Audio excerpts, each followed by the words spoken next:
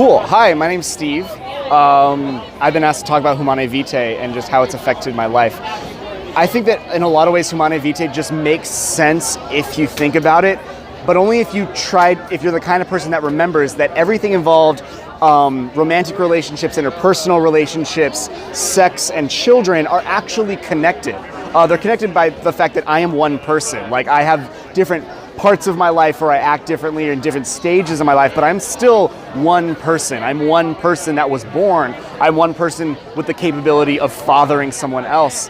So when you see a person as a complete package, the ideas involved in Humanae Vitae, which are hard to do, I'm not saying it's easy, they start to make complete sense, and it's really the only way that the pro-life movement, the pro-life ideas aren't hypocritical. I remember when I was in college, I talked to a friend of mine, her name was Bailey, and in a sense she's kind of my Humanae Vitae hero, really.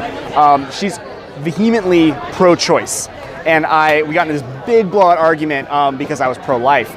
And she couldn't believe that I was like that. She couldn't believe that I could be such a terrible person as to be pro-life. Until finally she got very angry and said, well, fine, how many women are you sleeping with?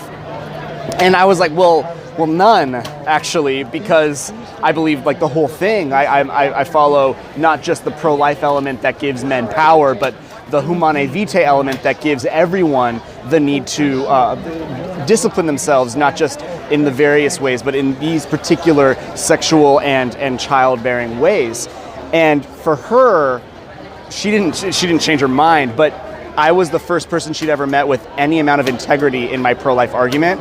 And for her, it changed a little bit that there was possibility for integrity in the pro-life argument.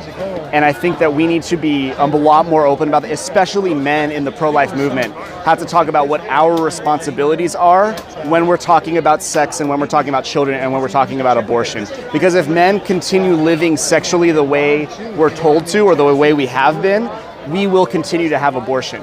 But if men start to live sexually the way that we're called to in places like Humanae Vitae, the world will be a lot different. Women will not be pressured into abortion the way they are now.